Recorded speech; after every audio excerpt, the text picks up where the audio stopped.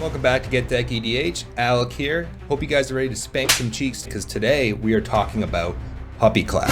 Now, Puppy Clap is one of my favorite decks. This is Boros, and it's going to be helmed by Yoshimaru, Ever Faithful, and Kediss, Emberclaw Familiar.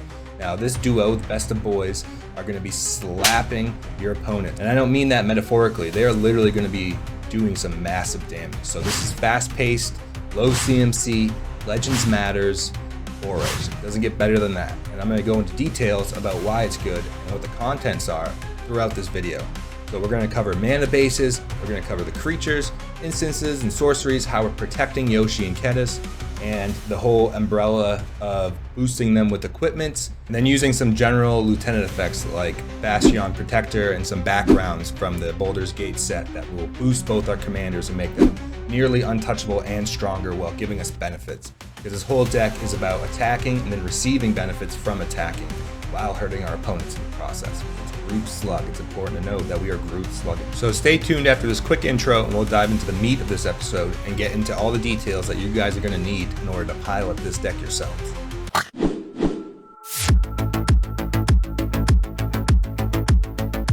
Alright, I just finished my espresso, so I'm about ready to go as fast as this deck is. But first, before we get into all the statistics and our card pool, let's talk quickly about the commanders that we're playing with today.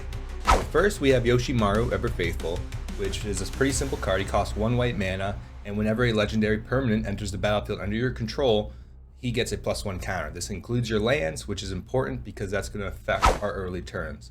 And then on number 2, we have Kediss, Emberclaw Familiar, and he reads, whenever a commander you control deals combat damage to an opponent, each other opponent gets dealt damage from that commander. So it's important that the word commander is used because Kediss will also receive this buff, and as will Yoshi. So this is definitely going to affect how we play out our turns, and that'll come down the line later when I get into backing up to Kediss when Yoshi gets removed. But before that, let's talk about our mana base and the mana curve that we are going to be playing with here because this is low CMC. So let's switch to that and get into the meat. Alright, so this is the curve we have and also the production and mana availability that we'll be producing with this deck. So as you can see, the mana curve is going to be pretty low. We're running low CMC like I've said before, so we only have a handful of permanents or spells that cost more than 3. So the reason for this is that we can operate on a very low land level. So we're only running 32 lands in total with this deck. Now, trust me, that's plenty because, like I said, everything is going to be 3 or less. So as long as we get to a sweet spot of 3 lands, or even say 4, we're going to be producing enough throughout our turns in order to keep ourselves not only in the game, but propelling forward. Because this is Boros, and we want to be wrapping this up quick. We don't want this to be a long game. We want this to be a quick game because Boros starts to falter once removal happens and everyone else's value starts to rise beyond it. But we have ways around that, obviously, if the game does extend, because we have ways of getting through. But we'll get to that later. So we went over the curve a little bit. It's pretty easy, self-explanatory, low CMC curve. Now for our mana production symbols, so as you can see, we have 52% white pips, 32% red pips, and 26% colorless. And our production looks a little bit even, if you could see. So our production for white is 59%, while our production for red is 50%, and then colorless is around 13% because we have some colorless legendary lands that will trigger Yoshi when they enter. Now, why is white and red so similar with the production rate, even though we have more white pips? Because we cannot be missing out on our red hits for our lands, because we need to be reliably getting Kediss out to start doing our damage. And a lot of these cards are also Boros colors, so they cost a red and a white. So we want to ensure that we're hitting red regardless. We always want to start a game with 1 plains and 1 mountain. That's generally the base minimum that we need to get going. Now that we've covered the percentages and the curve, let's jump right into the land base because it's important. I like to build from lands up. That way I can have a better structure for how my deck will operate and how many spaces I have left for other cards. So let's jump right into the lands, most importantly the utility and legendary lands that we're going to be using for this deck. Alright, so first off we're going to talk about our white producing legendary lands that we're going to be running in this deck. We have AGGRO, Seat of the Empire, so this enters untapped. That's also important that all of these lands enter untapped minus the Lord of the Rings ones which require a legendary creature. but that's going to be easy peasy. So back to the cards. AGGRO, Seed of Empire, legendary land, produces 1 white. We're almost never going to channel this. We could use it in a pinch if we need to, but I would worry more so about trying to get this on the board to buff up Yoshi, because that's the main purpose of these legendary lands. The extra utility is just a bonus. Moving on from that point, AGGRO Castle allows us to use some utility here. It enters untapped, but we can pay a white, tap it, and prevent 2 damage that would be dealt to target legendary creature this turn, which is going to be potentially huge and helpful, especially with our supporting legendary creatures, because generally Yoshi and Kediss will be protected. Move on to Flagstones of Trocaire. This one, we're almost, unless someone wants to remove it with land destruction, which is generally not going to happen because this land doesn't really do anything except for tap for white. So I wouldn't worry too much about that, but obviously this enters untapped, so it's great. We love it. And then Minas Tirith, it has definitely a lot more utility to it. It enters untapped if you control a legendary creature, which we generally should, unless this is the first land drop that you play, which would slow down your whole game plan. So I generally like to play this after Yoshi's out or Kediss, vice versa. That's the most optimal way. But what this allows us to do is pay 1 and a white, tap it. If we attacked with more than 2 creatures this turn, we get to draw a card. So that's great utility right there, allows us to draw potentially. All right, moving on to our red producing legendary lands. This one's pretty easy and quick because we only have 3 of them. So Mines of Moria, just like Minas Tirith, you need a legendary creature on the board for this to enter untapped, but this is perfect for a turn 2 play because usually we'll have Yoshi out. This one has some utility. We won't always be using it because our graveyard honestly won't fill up as much as you'd think it would. But you can pay 3 and a red, tap it, exile 3 cards from your graveyard, and create 2 treasure tokens. So in a pinch, if you need mana, this does work if it's late game. Moving on to Shinka, the Blood-Soaked Keep. Now this one actually has a really good utility because it comes in untapped obviously, but you can pay a red, tap it, and then target legendary creature gains first strike until end of turn, which is going to be great because we can hold this up through other people's turns or even our own and allow Yoshi to do some extra punching power or surprise an opponent with some combat tricks.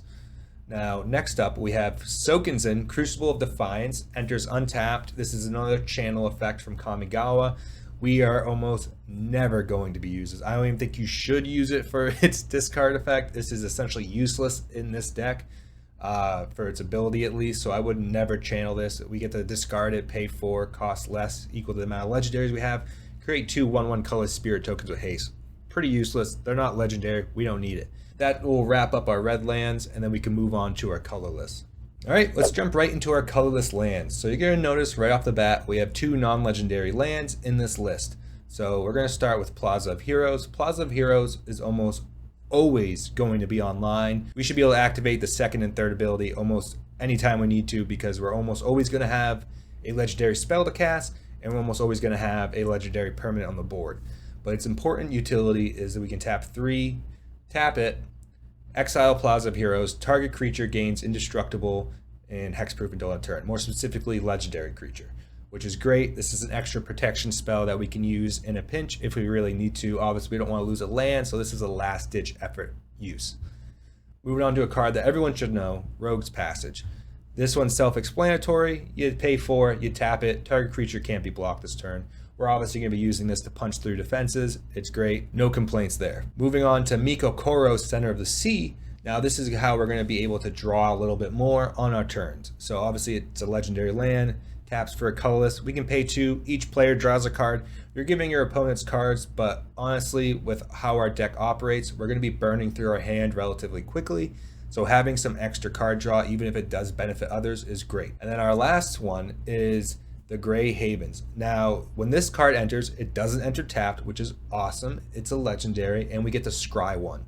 So early game, this is really good for helping us stack our top layer of our deck and get a little bit more card advantage when we get to our next draw. So we can also add 1 mana of any color among legendary creatures in our graveyard. So say one of our support creatures gets eliminated, we can then produce colored mana with this. So I like this land. I think it's great. And then that wraps up our colorless lands. It's important to note that the rest of the land pool is just dual lands, anything you can slot. I have some equal distribution of mountains and plains. It doesn't really matter what you put in that. This is just the base shell that I think you should follow. And you can obviously add more legendary lands. I just try to keep a little bit more with useful utility rather than just legendary claws. But don't worry too much about what the other land base looks like. As long as you're comfortable and it's in your budget, go for it. All right, next up, we're going to jump right into creatures. And first off, I want to go over the creatures that are going to be providing us protection towards not only our commanders, but potentially other permanents as well. So first off, I want to jump into Skrelv. It's pretty easy why this card is in here. He costs 1 white, which is great. Early CMC cast, and he has Toxic 1. We're never going to swing with him. Can't block, doesn't matter. We're going to be tapping him because his big ability is 1 white Phyrexian, tap, choose a color, another target creature you control gains Toxic 1 and hexproof from that color until end of turn. It can't be blocked by creatures of that color this turn. That's the huge part, because not only can we use this to protect Yoshi or Kediss, but we can also use this to get through defenses. So Skrelv is awesome. Definitely want to keep that in one of your opening hands if you get across him. Next, we have 8.5 Tails. Now, this card takes a little bit more legwork to get the protection going, but once he's on the board and you get the mana back on your next turn, he is a shoo-in. So obviously you can pay 1 and a white, target permanent you control gains protection from white until end of turn. And then you can pay 1, target spell or permanent becomes white until end of turn. So say someone tries to swords your commander, this will protect it without having to use the second ability. But say someone tries to use a black spell on your commander, you can turn that spell white. It costs a total of 3 mana to get the protection online, but it's repeatable and it doesn't require 8.5 Tails to be tapped. And then we have Boromir, Warden of the Tower. Now, Boromir is a great, quick way to protect not only your commanders, but your entire board. He has Vigilance. Whenever an opponent casts a spell, if no mana was spent to cast it, counter that spell. So he also has some negation ability, preventing your opponents from casting free spells. But the important part that he's in here for is that we can sack him, and then creatures we control gain indestructible at a turn, and then the ring tempts us. It's about our only ring tempting ability in the deck, so I wouldn't even worry about that. But Boromir's great if we want to protect our board in a pinch. And then let's go on to some static effects here, which will protect our commanders collectively. So we have Codsworth, Handy Helper, and this card is so good. Commanders you control have Ward 2. Now, he also has some secondary abilities that are going to be heavily used in this deck specifically. You can tap him, add 2 white, spend this mana only to cast aura and equipment spells, and then you can tap him, attach target aura or equipment you control, the target creature you control, activate only as a sorcery, so that can only be activated on your turn, but absolutely great in a pinch if you need to, say you have an expensive equipment that you want to attach to either Yoshi or Kediss. Codsworth will help with that, and there's going to be a bunch of effects like that in this deck, but this one, more importantly, comes with that stacked Ward 2 cost. So, great card. And then moving on to one of the very few non-legendary permanents we have in the deck, Bastion Protector. And this one's self-explanatory. Commander creatures you control get +2/+2 and have indestructible.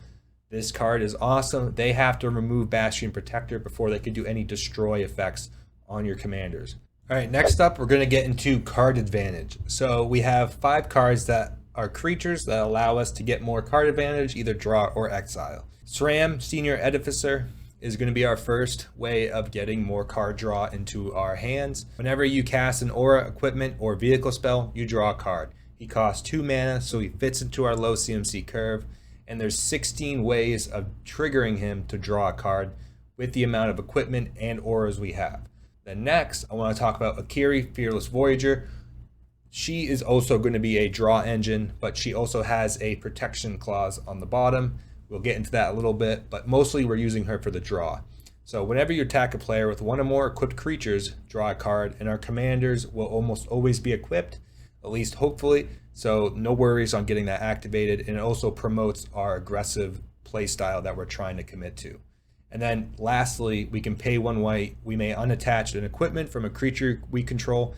If you do, tap that creature, it gains indestructible in end of turn. This is good in a pinch if, say, someone's targeting, you have none of your other protection out. You can activate this to keep your commanders safe. And then on to promoting the aggressive playstyle, we'll go on to Miri, Esquire, Rohan. Whenever Miri is equipped, it has first strike, but he's never going to be equipped, so I wouldn't worry too much about that. What's important is whenever we attack with Miri and another legendary creature, we draw a card. And then we have Lauren of the Third Path. When she enters, we get to destroy up to 1 target artifact and enchantment, which is great, but we get to also tap her, and you and a target opponent each draw a card. This does benefit someone, but you can make friends with this card and kind of politic with it, so it adds a little depth into how you're going to get that card advantage. And then lastly, we have Ragavan, Nimble Pilferer. If you don't have Ragavan, no worries. I cracked one myself, slot in this deck. He's great. You obviously want him out early, and sometimes we're going to be abusing his dash ability. But obviously, for a quick recap, whenever Ragavan deals combat damage to a player, we create a treasure token, which is giving us some ramp, and then we can exile a top card of that player's library. Until end of turn, we may cast that card. So this does not allow us to play lands off a player's library. We're going to be mostly using this to kind of skim out someone's top layer. We're not going to be hoping to play the cards unless they're really good, because we can't use mana of any color, but we can use the treasures he produces to cast those. But the important part is dash. It costs 1 and a red. We can dash him in. He gets haste until end of turn. We can attack with him, get the trigger, and then he returns to our hand, allowing us to keep playing him throughout our turns in order to get more counters on Yoshi. So he's repeatable, which is great. That will wrap up our card advantage for creatures. Next up, we're going to be talking about creatures that will be boosting up our commanders through their utility purposes. So we're going to start with Kelith, Sunmane Familiar. Now, Kelith is super awesome because it also will affect Kediss, but whenever a commander you control attacks, put a +1 counter on it. So what this allows us to do is if we attack with Kediss, which we do want to do if Kelith is on the board, we get to start buffing him up as well, which is perfect because he'll slowly climb while Yoshi jumps ahead, allowing us to keep Kediss as a backup for when Yoshi potentially gets removed. And then moving on to Lae'zel, Vlaakith's champion.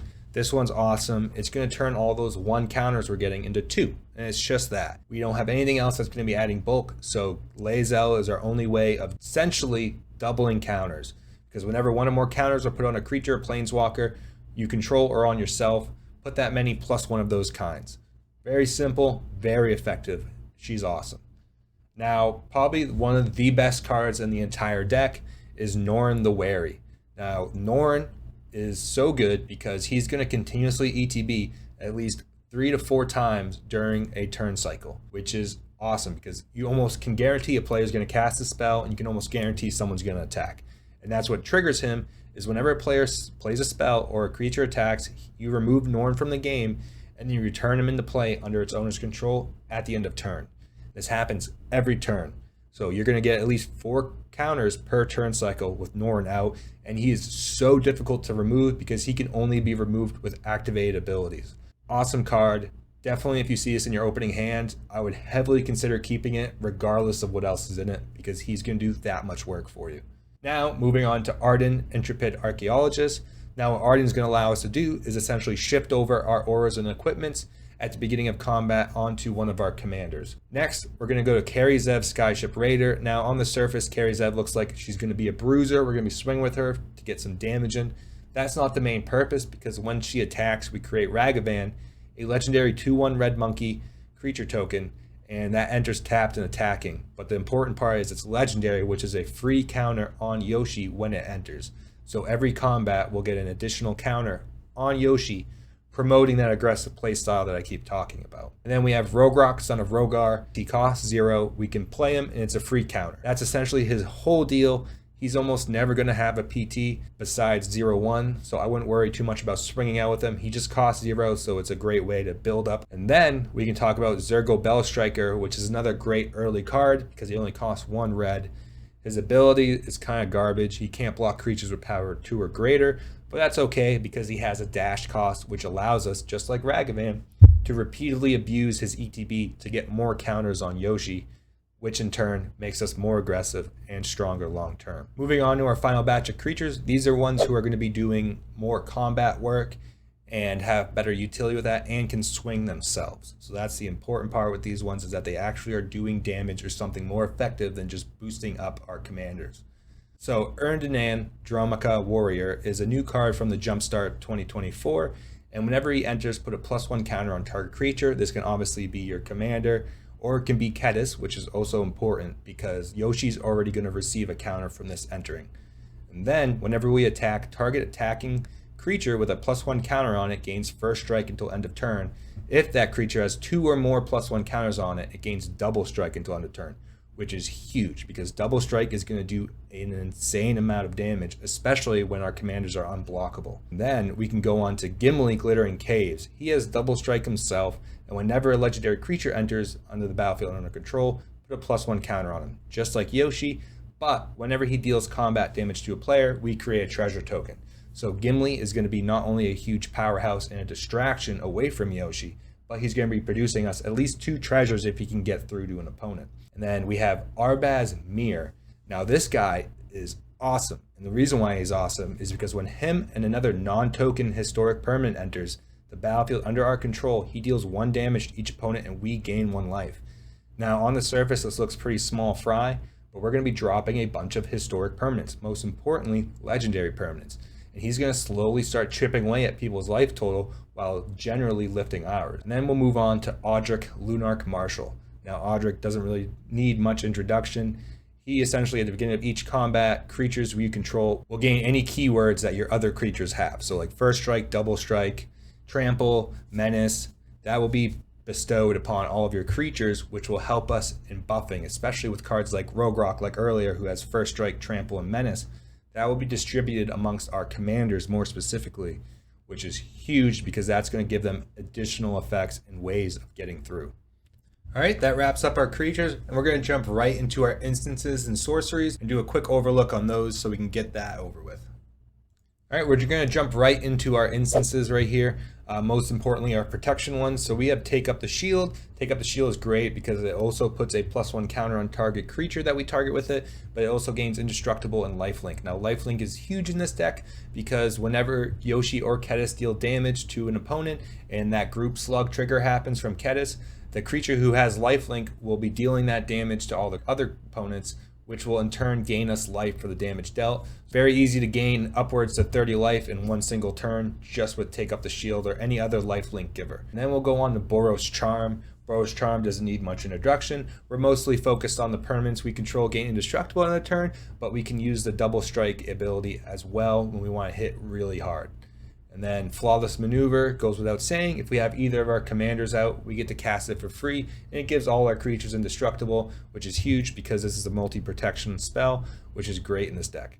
And then we'll go on the Blacksmith skill. We don't care about the artifact creature clause. We only care about giving a target permanent hexproof and indestructible for 1 mana. So the important part is that it's cheap. And then we're going to move on to Rebuff the Wicked. This is obviously going to protect either Yoshi or Kediss if they get single targeted. This spell's great. It doesn't have any requirements like Mana Tithe, so definitely love this one in this deck. And then Flare of Fortitude, we are going to hopefully not be casting it for free, but it gives us the ability to by sacrificing one of our support creatures that are white. And then in turn, our life total won't change, and permanents we control gain hexproof and indestructible. Great card.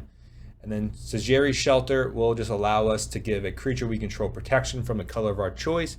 And the important part about this is it's not only a protection spell, but it'll allow us to let either Yoshi or Kediss get through defenses with the protection that's being given. All right, 2 other cards I want to mention real quick on the instances is also, we're going to start with Ride Down. Now, Ride Down's great because whenever a creature is blocking, say, one of your commanders, you can cast Ride Down. It will destroy that creature, and then creatures that were blocked by this creature this turn gain Trample. So Trample will allow, even though that creature was destroyed, for the damage to still go through, allowing for a fun combat trick that also can potentially remove a huge threat of an opponent.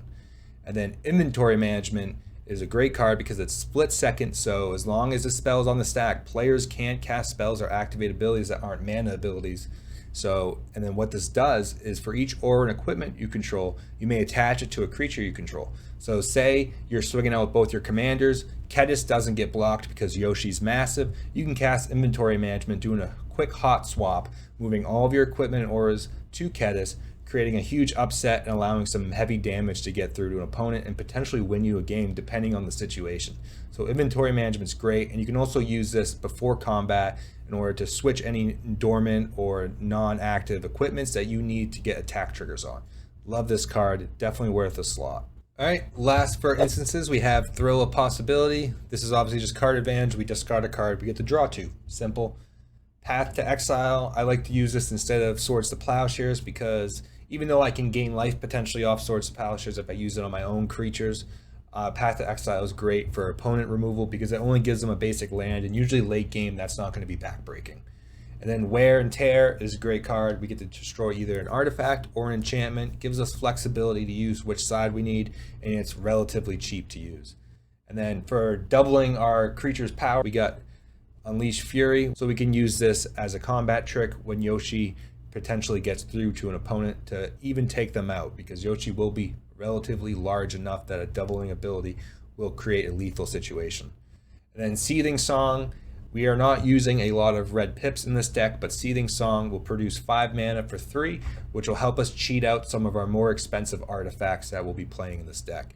And then that will wrap up all of our instances that we have in Yoshi and Kediss. Alright, now we're going to jump right into Sorceries. So for Sorceries, we're only running 4 because I prefer instances because I love interaction. Now for Sorceries though, we have Cut a Deal to start off with. So we have 2 card draws and 2 board wipes. Cut a Deal will essentially allow each opponent to draw a card, and then we draw a card for each card that opponent drew this way. Now, so this will usually get us 3 cards if we have a full game going. Late game, it could be a little less effective, but regardless, 3 cards for the price of 3 mana in mono white and Boros is great. Then we'll go to Seize the Spoils, which is just a way to ramp and also get card draw. So this is a buffed up Thrill of Possibility. As initial cost to cast a spell, discard a card, draw 2 cards, create a treasure token. I love these types of effects. And then we can move right on to our board wipes. Now, Chandra's Ignition is going to be not only a board wipe, but potentially a way to win the game. Because obviously, target creature you control deals damage equal to its power to each other creature and each opponent.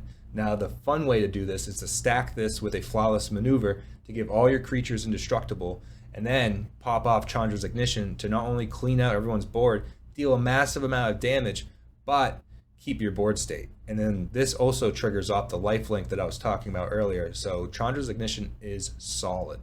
And then last but not least, Urza's Ruinous Blast. Now this isn't a total board wipe, but it will exile all non-land permanents that aren't legendary, which since most of our board is going to be legendary, this will definitely devastate some of your opponents, especially with their mana rocks and any other value creatures they have that aren't legendary.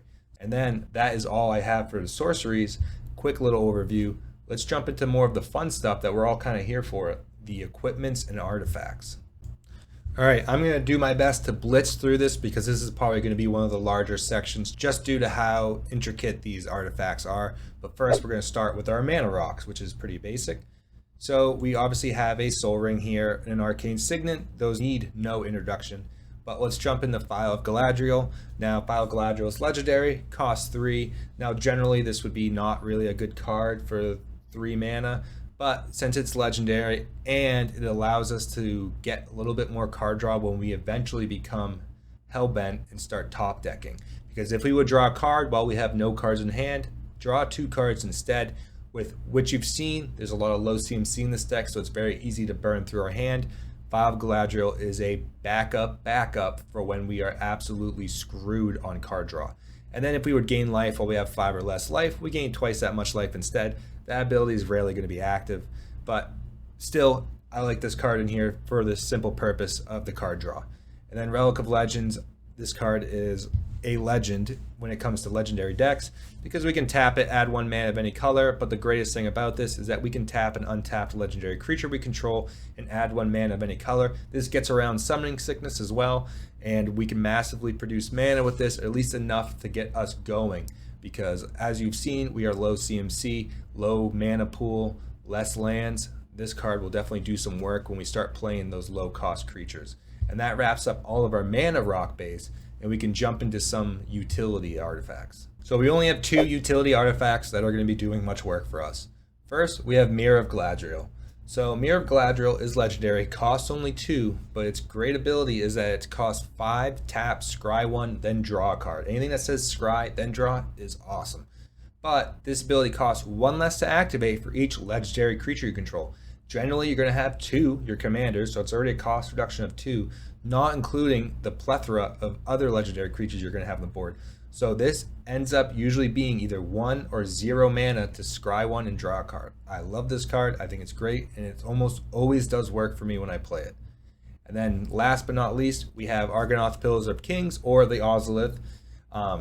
you guys should know this card. Whenever a creature you control leaves the battlefield, if it had counters on it, put them on the Ozolith. And then at the beginning of combat, if it has counters on it, you may move all those counters from the Ozolith on the target creature. This is just going to help us keep our counters intact when Yoshi potentially gets removed. Now, let's jump right into the equipment. This is going to be the lengthiest one. I'm going to split this up a couple times, but let's get in. All right, so first we're going to start with ones that are giving our permanents protection. Most importantly, our commanders. So we'll start with Bilbo's Ring. Now, Bilbo's Ring is great, costs 3 mana. It's a legendary artifact equipment. Its worst part is its equip cost, but hopefully we'll be cheating this onto one of our commanders. So first off, as long as it's our turn, equipped creature has hexproof and can't be blocked. Those ability is great. We want our commanders to get through. And then whenever equipped creature attacks, if it attacked alone, we draw a card and lose a life. So this is for when we're just absolutely spearheading with Yoshi or Kediss. Great card. The equipped 4 cost, like I said, we're trying to get around that. Next up, we have Mithril Coat. Mithril Coat has flash, indestructible, and when it enters the battlefield, attach it to target legendary creature you control. Equipped creature as indestructible. Obviously, we want to hold on to this. If we have the mana available, we want to hold on to this card and do it in response to potential removal. That way we can not only waste an opponent's removal, but protect our creature in the process. This card's awesome. Does not need to be equipped. It comes in and attaches. Super good in this deck. Next, we'll go to Brotherhood Regalia, one of the very few non-legendary equipment cards that we have. I think it might be the only non-legendary equipment card we have. But equipped creature has Ward 2, which is great, and it stacks with Codsworth that I mentioned earlier. And then there's an assassin in addition to its other types and can't be blocked. There's that key phrasing again, can't be blocked. This card slides right in is because equipped legendary creature only costs 1. So very cheap to get this onto your creature, let alone your commanders, and then it only costs 2 to cast, so this is a great card. Assassin's Creed really came out with this one. And then last but not least, we have Hammer of Nazan. Hammer of Nazan is one of my all-time favorite equipments because when it enters, you immediately attach it to a permanent you control or a creature, and then your equipped creature gets +2/+0 and has indestructible. But what's super cool about this is it's essentially a Sigarda's Aid. Whenever another equipment enters the battlefield, you'll just be able to attach it to a permanent you control. Most importantly, your commanders. So love Hammer of Nazan. If you can get this out early, like say with the Seething Song, definitely do so. And then that wraps up at least our protection cards that we have. All right, next up we have some value equipments. So we're gonna start with Sword of Animus, 2-drop, legendary artifact. Equipped creature gets +1/+1, and whenever equipped creature attacks, we may search our library for a basic land card, put it in the battlefield, tap, then shuffle. This is obviously our ramp, so that's really useful, especially early game. It's our way of being in Boros and promoting our aggressive strategy while ramping. And then we'll jump right to Reaver Cleaver. Reaver Cleaver is an amazing card. It costs 3. Equipped creature gets +1/+1 as trample, and whenever this creature deals combat damage to a player, we create that many treasure tokens, which is huge. You're going to create an enormous amount of treasure tokens just with Reaver Cleaver. This card will definitely be worth its cost and the equip cost, even if you can't cheat it on a permanent, because it will pay for itself. And then Lost Jit is another utility piece, so this only costs 1, which we love. Whenever equipped creature deals combat damage, put a charge counter on it, and then we get 3 options by removing a charge counter from the Lost Jit. Number 1 is untap target land, which kind of lets us produce more mana. And then 2, target creature can't block this turn, which is huge, lets us slip in. And then 3 is put a +1 counter on equipped creature, which is just going to additionally bulk up our commander, especially if we have Lae'zel out, because that will add it 2 counters. So definitely good card to have in this. And then that wraps up our value pieces. Let's go on to our damage dealers, the thing that are going to be bulking our board and making Yoshi massive and dangerous. So these are our powerful punchers. We're going to have, starting with Shadow Spear, another card that needs no introduction. Equipped creature gets +1/+1, has trample and lifelink, and then if we need to, we can pay 1, permanents our opponent's control, lose hexproof and indestructible in a turn. This is how we're going to get the additional lifelink to start gaining massive amounts of life on when we connect. Luxior Gyada's Gift will really quickly bulk up Yoshi, because equipped creature gets +1/+1 for each counter on it. It costs 1 to cast, 3 to equip. Amazing card. We're almost never going to be jumping into the whole Planeswalker thing because we only have 1 Planeswalker in the deck, but this card will make Yoshi massive quick. And then onto Enduro, Nar Silver Forged. Now this one has Ascend. If you control 10 or more permanents, you get the City's Blessing for the rest of the game. Should be pretty easy to do, but whenever equipped creature attacks, put a +1 counter on each creature you control. If you have the City's Blessing, put 2. So this will not only bulk up your commanders, but your entire board. Great card, only costs 2 to cast. The 3 equip costs we can cheat out. Next, Blackblade Reforged.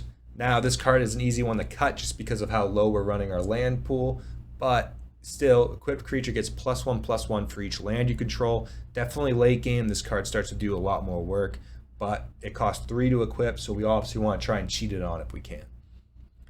And then Godsend is next. We have equipped creature gets +3/+3. Whenever equipped creature blocks or becomes blocked by one or more creatures, you may exile one of those creatures. Opponents can't cast cards with the same name as cards exiled with Godsend. So generally that last ability is not going to be coming into effect unless everyone's playing an Esper Sentinel or something of the sorts. But the first ability is huge because it's going to make someone not want to block. Because if they block, you get to exile that creature. So they have to really consider what's worth losing, because your commander will still get through, especially if it has trample. And now we have Embercleave. Embercleave you can easily cheat out by just doing a quick full send, sending all of your legendaries at opponents that are hopefully open or at least not going to cause lethal damage to your creatures. Then it costs 1 less for each attacking creature you control. And then when it enters, you attach it to target creature you control. So good combat trick, has flash, love it. And then the equipped creature gets +1/+1, has double strike and trample, which turns it into a lethal killing machine. And last but not least, Cauldron Complete. We need a big bad in this equipment pool, so Cauldron Complete is going to fill that role. It's a living weapon. We don't really care much about the germ it's going to create, but Indestructible is huge. And then equipped creature gets +5/+5, has first strike, trample, indestructible, haste, and whenever this creature deals combat damage to a creature, exile that creature. Kind of a play on Godsend, but let alone if you can cheat this in and then cheat it onto one of your commanders, this card is going to do absolute work. So that's our big bad equipment, and then that also wraps up all we have for equipments. Definitely tried to blow through this one pretty quick, so sorry if I didn't sit on anything for too long, but we have a pretty good stacked list of what we're using to bulk up our commanders. Alright, we are nearing the end of the video, so this is where I do my little plea for your attention.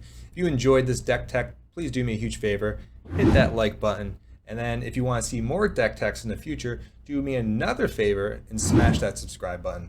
Thank you, and then let's get on to the last 2 sections we have for this deck, Planeswalkers and Enchantments, and then I'll go over a brief overview of what the whole strategy is now that we have all the information we need. Alright, we only have one Planeswalker, and if you know anything about Yoshimaru and his pairings, you probably have thought during this video, why isn't he mentioned Jeska Thrice Reborn, and why isn't he building with Jeska Thrice Reborn? So this is our one and only Planeswalker, and she is definitely our big heavy hitter. So before I go over my reasoning as to why she isn't the partner in this deck, I'm going to go through her abilities itself. So she enters the battlefield with loyalty counters equal to the amount of times you've cast a commander from the commands on this game, and since we have 2 commanders, that ability is going to stack. So as long as we have Yoshi and Kediss out and have cast them at least once, she will enter with 2 counters. Now we don't give 2 craps about her second ability. What we care about is her first ability. Choose target creature until your next turn. If that creature would deal combat damage to one of your opponents, it deals triple that damage to that player instead.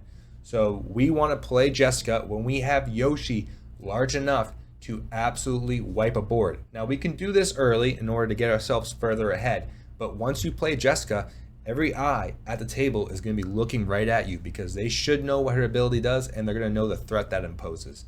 So it's really important that you play her when you can absolutely get through, and only then. If you just play her to play her and then don't do the ability or don't expect to get through, it's a huge waste and you're going to have everyone looking at you and it's not worth the threat level. So why have I chosen to leave Jeska on the side and in the deck rather than on the helm? I think I just explained it myself, is that she is a magnet. Everyone's going to look at her. It's extremely telegraphed and you're not going to get through as much as you think unless you absolutely have the abilities that allow you to be unblocked. So I prefer Jeska being in the 99 because it creates the threat level of my deck to slowly simmer until obviously the counters and the damage start being dealt through the Kediss Yoshi combo. So I really love Jessica. She's a great card, but definitely less magnetic having her in the 99, and then I can use it as a surprise nuke when the time arises.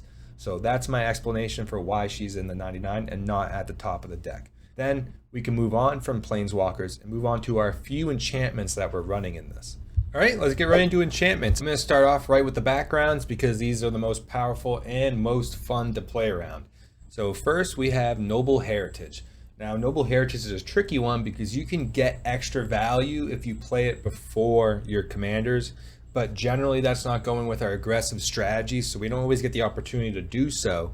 But it is something to keep in mind if it is in your opening hand that you might want to do that.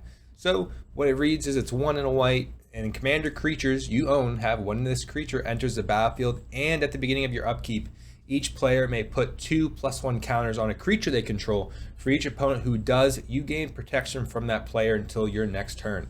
So the good thing about this is that, like I said, if your commanders enter the battlefield, it will trigger this ability, which will allow you to create the turn cycle in which you ask each person if they want to take the counters in exchange for protection. And now what that protection does do, though, is allow you to get through to that person. So someone may think, oh, well, yeah, I'm going to take the extra counters because I don't expect you to hit me right now, or I'm not too worried about it. And now, besides the whole ETB thing, since we have 2 commanders, when it gets back around to your upkeep and this triggers again, you'll get 2 triggers. So Noble Heritage will trigger twice if you have Yoshi and Kediss on the board, since they're both your commanders, which makes this huge value. And then you can start building not only Yoshi, but Kediss as well with this ability. So love Noble Heritage in this deck. Super cheap, super effective. And then moving on to Guild Artisan. This does the same exact thing, like I said with Noble Heritage, as it triggers twice. So whenever a commander you own attacks a player, if no opponent has more life than that player, you create 2 treasure tokens. Not only is this promoting the aggressive strategy that I keep trying to express to you guys. So say the opponent with the most life gets attacked by not only Yoshi, but Kediss, you will make 4 treasure tokens. That is good ramp at any stage of the game, let alone with a 2-drop that you can cast by turn 2 or 3. Awesome card. And then we'll move on to Flaming Fist. Now Flaming Fist is a super simple card. Commander creatures you own have, whenever this creature attacks, it gains double strike until end of turn. Pretty simple. We're just going to be buffing up our commanders, giving them double strike. Great card, affects both of them. That's why I love the backgrounds in this deck, because they are even stronger. And then let's move on to a different type of enchantment. So for our value pieces, we have Takasia's Welcome. The reason why we have this is because we are playing low CMC and we're going to be dropping a bunch of low CMC creatures, more specifically those with mana value 3 or less. So whenever those enter each turn, we get to draw a card. This is just stable draw for us to have around. And then on to more protection and kind of buffing our board. We have Flowering of the White Tree. Only costs 2 white. Legendary creatures you control get +2/+1 and have ward. Non-legendary creatures you control get +1/+1. But as you've seen throughout this deck tech, all our creatures are going to be essentially legendary. So this is another good card, and it stacks with the other ward instances we have already built into the deck. Then let's go on to our 2 auras that we have in the deck. For auras, we have to start with On Sarah's Wings. So this is a legendary enchantment aura, so we get that counter trigger when it hits. It costs 4, but trust me, if you hit this on curve or even before, this card is worth its weight in gold, because you enchant creature. Enchanted creature is legendary. Who cares? It's already going to be legendary. But it gets +1/+1, has flying, vigilance, and lifelink. So the flying, the vigilance, and the lifelink are going to be absolutely huge, especially when I described earlier with how much life you can gain through the lifelink ability. We have Spirit Mantle. Now Spirit Mantle, non-legendary, but it costs 2, and this is one of the best cards in the deck because it gives whatever we enchant, which is generally going to be Yoshi, +1/+1 protection from creatures, which means it can't be blocked. That's the big part. 2 mana, unblockable creature. Solid way to get through to your opponents. Everyone gasp when they see it. It's definitely worth keeping in the deck.